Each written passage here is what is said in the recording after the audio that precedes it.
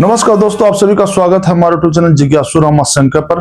3 जनवरी 2026 को वेनेजुएला के राष्ट्रपति निकोलस मादुरो को उनके बेडरूम से ही अमेरिका की सेना ने जाकर के गिरफ्तार कर लिया, वो भी डोनाल्ड ट्रंप के आदेश पर। आज हम बात इसलिए कर रहे हैं क्योंकि क्या भारत भी ऐसा कर सकता है अपने दुश्मन देशों के खिलाफ, और आखिर क्यों वेनेजुएला के राष्ट्रपति की इस तरह से गिरफ्तारी हुई, इन दोनों मैटर पर आज हम चर्चा कर रहे हैं। वीडियो अच्छा है, लंबाई से पूरा जरूर देखिए, और आपसे अनुरोध है मेरे चैनल को सब्सक्राइब जरूर कर ले ताकि वीडियो छोटे वीडियो पर लाइक कमेंट शेयर जरूर करिएगा। देखिए, वेनेजुएला देश जो है ये पहले से ही वामपंथी देश हो चुका था। निकोलस मादुरो का जो बात व्यवहार था वो बिल्कुल अमेरिकी साम्राज्यवाद के खिलाफ रहता था।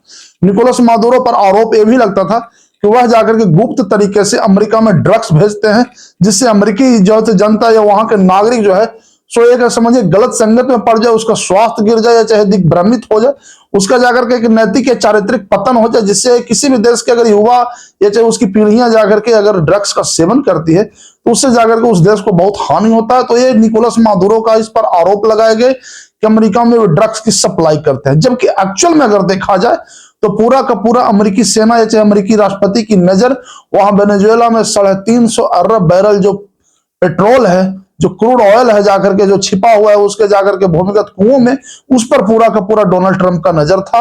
बहाना भले ही ड्रग्स का लिया गया हो, निकोलस मादुरो अक्सर जाकर के डोनाल्ड ट्रंप के खिलाफ बोलते रहते थे कि अगर हिम्मत है तो मुझे गिरफ्तार कर लो, और आखिरकार 3 जनवरी 2026 को डोनाल्ड ट्रंप ने उनके बेडरूम से ही उनकी पत्नी से गिरफ्तार कर लिया। तो लोग बोल रहे हैं कि क्या भारत भी ऐसा कर सकता है? देखिए, भारत ऐसा जरूर कर सकता है, मगर उसके लिए इच्छा शक्ति की जरूरत है। भारत में अक्सर होता क्या है कि हम अपने पड़ोसी देशों का विशेष मान सम्मान देते आए हैं, और अक्सर जब पाकिस्तान है चाहे अफगानिस्तान है बांग्लादेश जैसे किसी भी इस्लामिक देश का मैटर आता है तो हमेशा भारत के मन में एक जो सेकुलर देश का जो छवि बन चुका है, लगता है जाकर के कि अगर हमला ऐसा करेंगे तो कहीं इस छवि का त्याग न करना पड़ जाए। तो एक छवि भी सबसे बड़ा आड़े आ जाता है, जो सेकुलरिज्म की छवि जो इस पर हावी है। जबकि इस विदेश नीति ऐसा होना चाहिए कि किसी भी प्रकार के छवि को कम से कम उसको विदेश नीति अपने राष्ट्र नीति से ऊपर नहीं आने देना चाहिए। यानी हमारा अगर मान लेते हैं कोई दुश्मन अगर किसी दूसरे देश में छिपा हुआ हो तो हमारी नीतियां जो भी रहो, मुझे उस दुश्मन को खत्म करना चाहिए। मगर यहाँ भारत में उल्टा होता है, क्योंकि भारत एक ताकतवर और समर्थवान देश है, पर फिर भी हमारा जो एक सेकुलरिज्म की जो पॉलिसी है इसमें ऐसा लगता है कि नहीं, मैं अगर दूसरे देश पर अगर आक्रमण करूंगा तो वहां करके जो जिस धर्म के लोग हैं उनको ऐसा नहीं लगना चाहिए कि हमें धर्म विशेष होने के कारण टारगेट किया गया।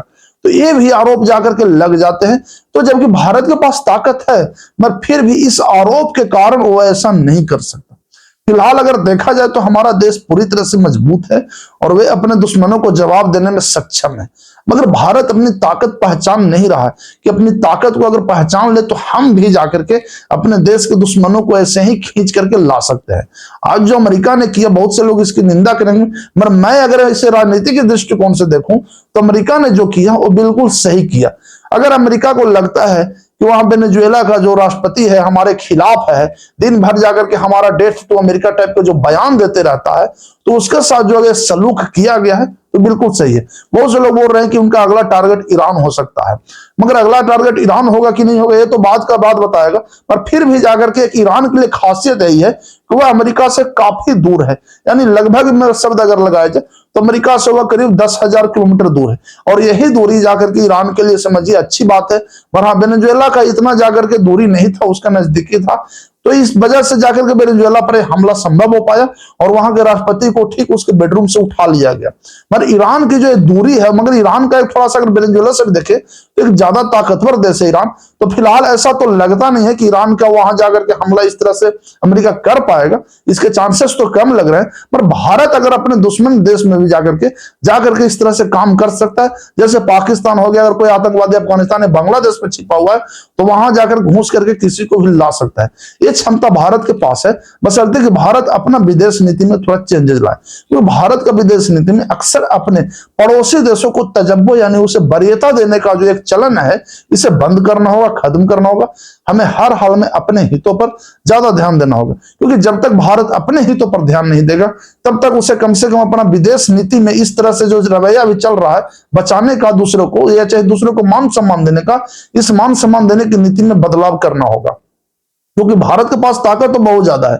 अगर अभी देखे जाकर के इधर हमारे देश में, तो खुद हम परमाणु संपन्न देश हैं, मगर अच्छी बात यह है कि हम परमाणु संपन्न होने के बाद भी कम से कम किसी बड़े देश पर अपने पहले स्तर से हमला हम नहीं करते हैं, यानी अपनी ताकत जो है सो बेवजह जाकर के प्रदर्शित नहीं करते हैं। मगर हाँ, भारत की विदेश नीति जरूर ये भी है कि हम पहले बार जाकर के किसी पर हमला नहीं करेंगे, पर जो हम पर हमला करेगा हम उसे मुंहतोड़ जवाब देंगे।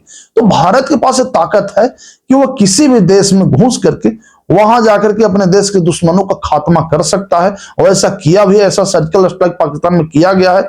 हम तो अपने जाकर के देश के छुपे हुए गद्दारों को कनाडा और अमेरिका तक घुस करके भी मारे हैं। इसमें हमें सफलता ही प्राप्त हुई है, मगर केवल इसे अब एक बड़े स्तर पर करने की जरूरत है, क्योंकि अमेरिका ने जो किया वहां के राष्ट्रपति को सीधे जाकर के उठा लाया, वो भी बेडरूम से रात के। तो समझिए ये जो करने वाला जो अमेरिका है, ये अपनी ताकत दिखाया है। अब यही ताकत भारत भी दिखा सकता है। इससे भारत का समझिए रुतबा अमेरिका से भी ज्यादा हो जाएगा। पर फिलहाल जगह लग नहीं रहा है कि भारत ऐसा कर सकता है, क्योंकि हमारी विदेश नीतियों में ही खामी है। और इस देश में एक जो मानसिकता बनाई हुई है कि अगर हम पाकिस्तान में जाकर, अफगानिस्तान में, बांग्लादेश में ऐसा करेंगे तो हमारा कुछ एक अलग विरोधी छवि बना दिया जाएगा कि नहीं, भारत सरकार की नीतियां हैं जो केवल वहां जाकर के देश के धर्म के खिलाफ जाकर के काम कर रही है। अगर बांग्लादेश मुस्लिम बहुल है तो वहां ऐसा नहीं लगेगा कि नहीं, हम मुस्लिमों के खिलाफ काम कर रहे हैं। तो ऐसा ये भारत सरकार के मन में जो अटा हुआ है, इसे निकालना होगा। अगर बांग्लादेश में कोई आतंकवादी छुपा हुआ है, चाहे किसी भी जाकर के व्यक्ति, जाति, धर्म का, तो उसे कम से कम टारगेट करके उसे सजा देना ही होगा।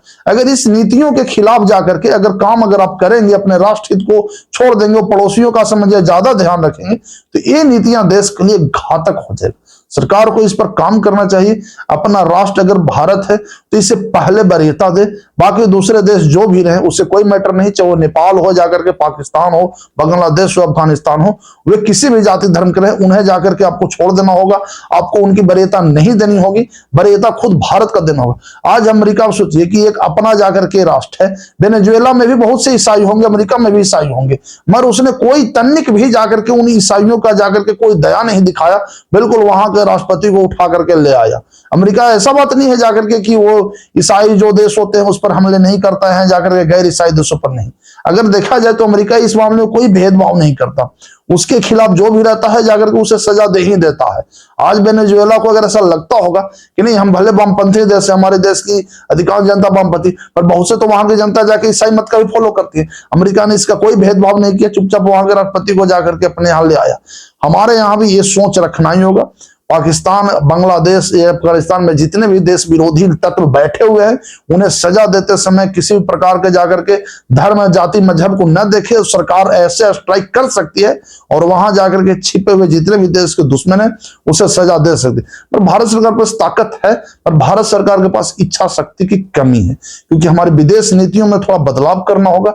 अभी ताजा घटनाक्रम देखिए, बांग्लादेश में बहुत से लोग धमकी दे रहे हैं कि हम नॉर्थ ईस्ट को अलग कर देंगे, मगर इसके खिलाफ जाकर के भारत अभी चुपचाप चुप्पी साधे हुए है। कोई कड़े एक्शन लेने की बजाय चुपचाप जाकर चुप्पी साध रही, देख रही। ये शर्मनाक स्थिति है।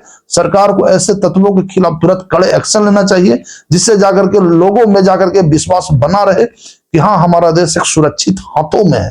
तो ये देश की जो विदेश नीति ही है, इसी में थोड़ा खामी है, क्योंकि हमारा देश शक्तिशाली है। ये किसी भी देश में जाकर के इस तरह से स्ट्राइक कर सकती है, और वहां कोई भी जाकर के दुश्मन कितना भी ताकतवर क्यों ना हो, उसे सजा दे सकती है। सरकार को बस अपना नीतियों में बदलाव करना होगा। ताकत तो है ही। आपका क्या कहना है मुझे कमेंट सेक्शन में जरूर बताएं। वीडियो अच्छा लगा हो तो इसे लाइक, कमेंट, शेयर जरूर करें। चैनल को सब्सक्राइब करना ना भूलें। धन्यवाद।